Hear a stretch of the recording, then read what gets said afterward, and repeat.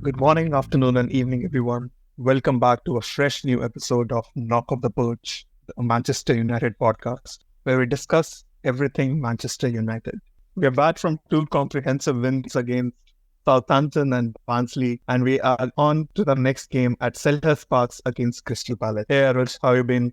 Doing well. Excited about the big midweek win. I was talking to my wife and she randomly noticed that we won 7-0 and she was so excited. She was like, United won 7-0. She doesn't follow football. So, yeah, I think it's a little bit of a new paradigm which we are experiencing after a long time. But all said and done, it was against Barnsley. So, we can't get too ahead of ourselves. However, last 1.5 weeks have been very positive. We have had two good wins. A few of our players have come back. Few of our established players are showing signs of being in form. So all in all, very positive getting into this one.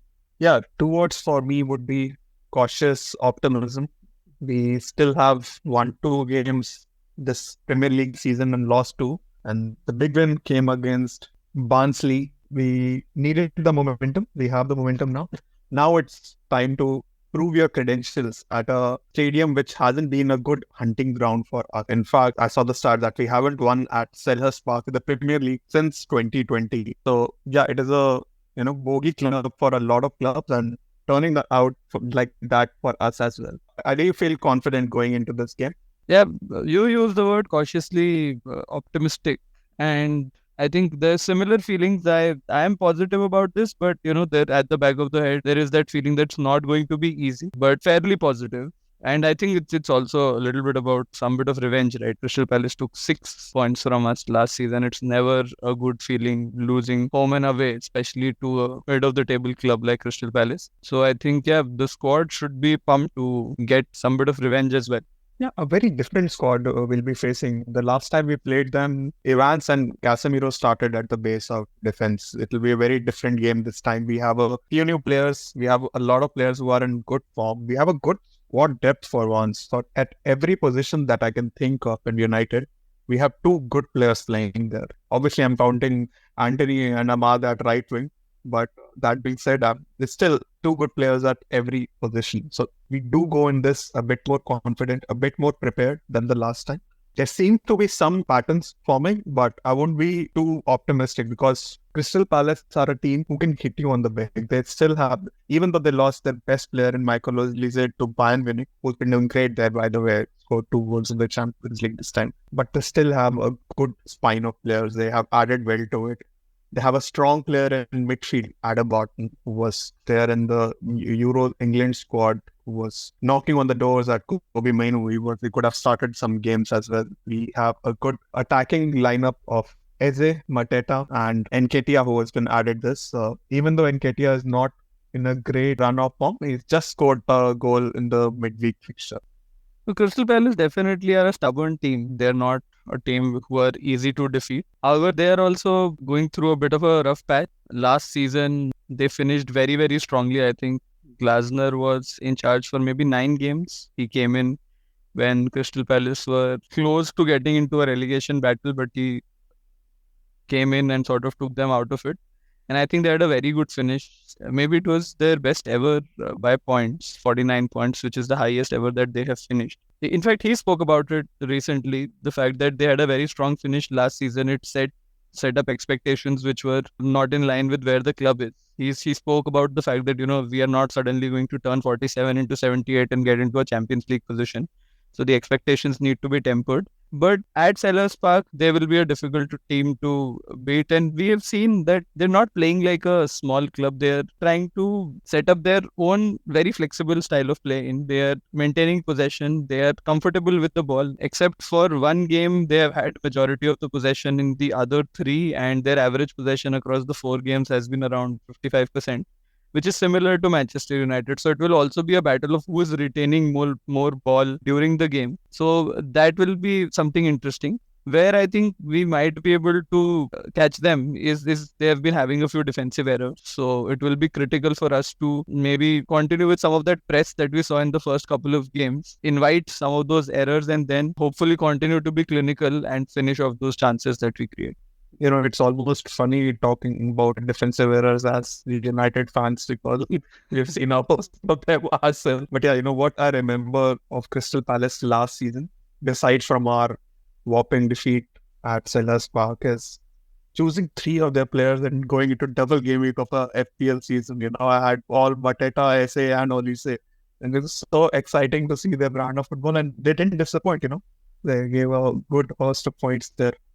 But yeah, talking about their style of play, they usually play a 3-4-3 or a 3-4-2-1, wherein they start three at the back and they have wing backs rather than full backs. And these wing backs are very crucial to their system because they are the ones who bombard forward and create chances as well as decent defensively as well. We talked about Mitchell and Munoz. Munoz is the one who caught the eye of almost all the fans who was being discussed preseason. But you mentioned that Mitchell has been better on form. Would you like to talk about that fullbacks for a second?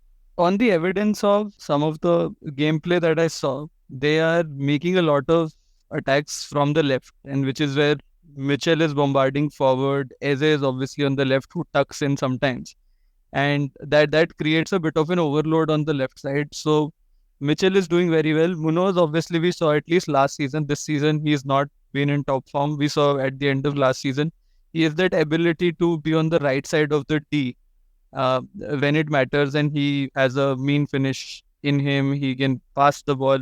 So those wing back positions will be very important to control, and especially on the left this time, given the form that Mitchell and Eze both are in. Mitchell, in fact, has created the highest expected assists for Crystal Palace at this point in time, and the second highest is Eze.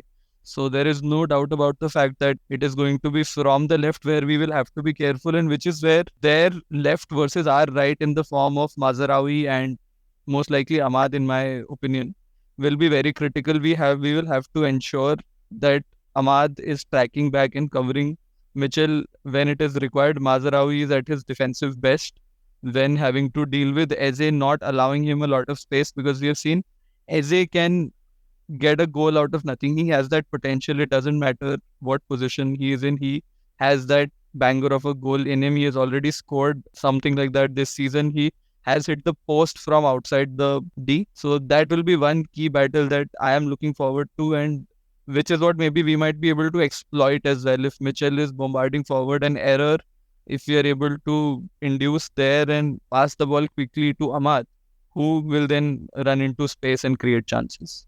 Yeah, no, Selhurst Park is not that big a ground. It's a very small ground and a very energetic ground. Our defenders will have to be on their toes to go against this attacking lineup. Eze has a goal in him wherever around the box he is. Mateta, though not on his best form right now, is still a goal scorer who has benefited a lot from the system.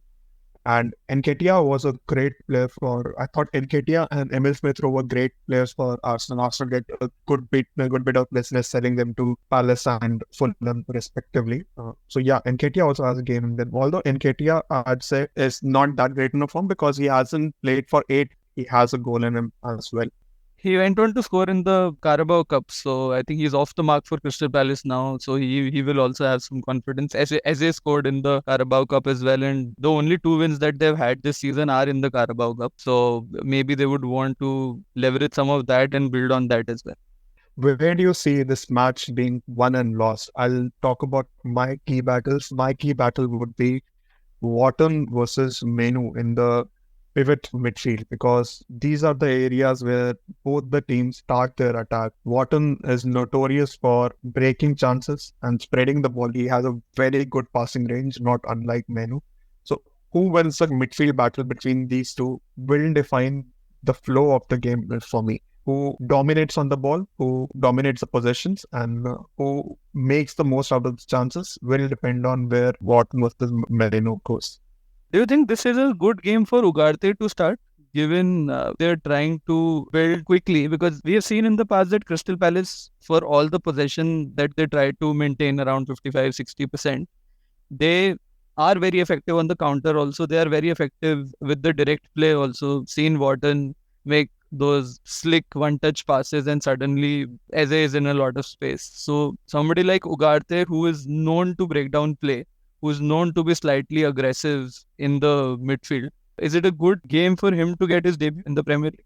Definitely. For me, this game is a game wherein the midfield will need to be mobile. All three of our fielders, Menu, Bruno, as well as Ugarte, who I'm expecting to start at this one, will need to be running, will need to be breaking chances, and will need to be looking at their back because these three attacking unit can hurt them at any point of time. So yes, as well as Ericsson has done over the past couple of games, I don't see him starting a third game in a week. Also, against a midfield like this, against a setup like this, we need players who are very mobile. We cannot afford a mistake in the midfield in this. Wharton will hurt you. Players like Hughes will hurt you. And yes, I see Ugarte, Menu, and Bruno starting this one. Who is your preferred midfield this game? No, I also have a similar preference. I completely echo the sentiment in terms of speed, in terms of directness. I think we need to be counter aggressive for this one, and with Ugarte, we will get that. Casemiro, to be honest, is not a bad choice, but I just feel that he has had a couple of errors in him, and maybe we can't afford that at this place. And if Ugarte has got the minutes, has come into the team and seen those tactics come through, I think we should be in a good position to start with Ugarte, Menu, and Bruno. On that note, what is our channel's preferred predicted 11 this time? I believe we go with the same back five: Onana, Dalo, Delit, Licha, and Mazaroy.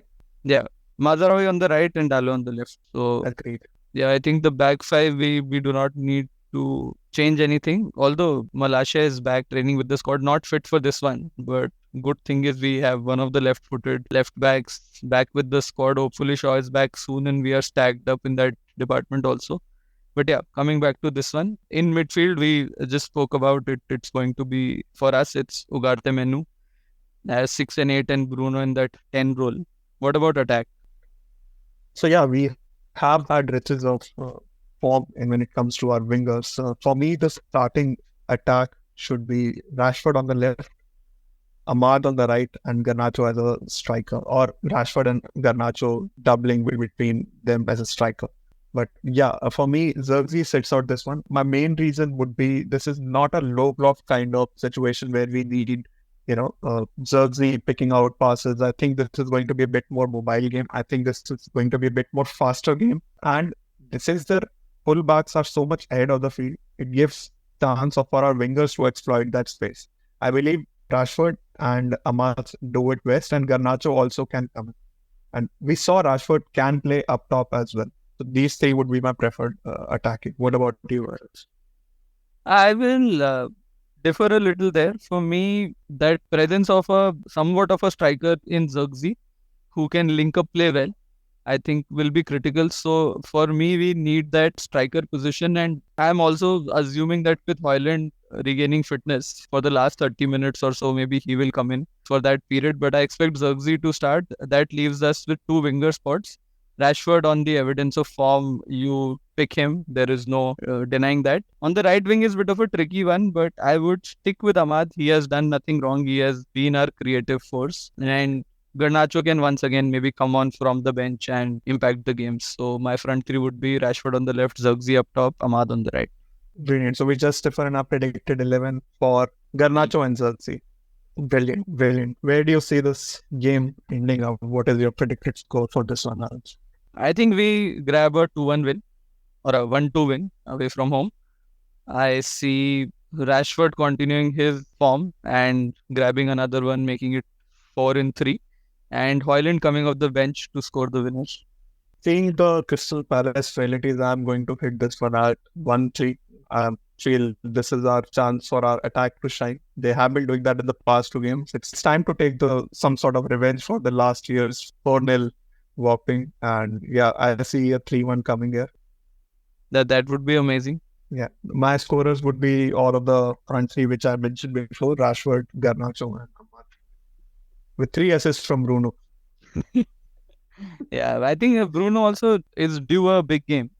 He has been chipping in maybe with an assist, with a few good passes, but you need that one big game coming from him where he is constantly troubling the opposition with some really good passes with a more control. So hopefully that happens. All right, and that is it from us this week. Let's hope for a good win against Crystal Palace. Let's hope we can come back to a happier point. On that note, please do like, share, and subscribe our pod. Do mention your predicted lineups. Do mention your predicted scores in comments. And yes, as always, this is our perch. Let's knock him off. Until next time, stay united.